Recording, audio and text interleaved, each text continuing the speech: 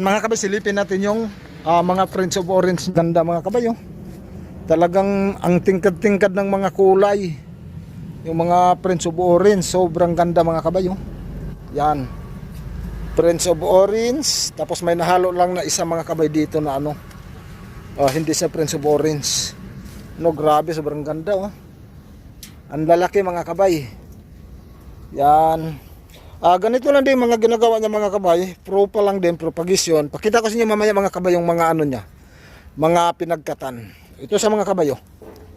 Yan, dito nang gagaling yan. Ayan oh.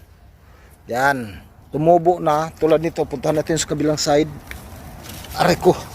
Ito mga kabayo.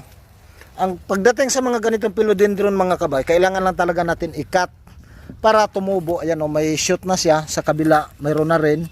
Ito wala pa. Ganun lang yung pagpaparami ng mga halaman. Ito oh, ang dami niyang shoot mga kabayo. Yan, 1, 2, 3. Ganun lang. Okay?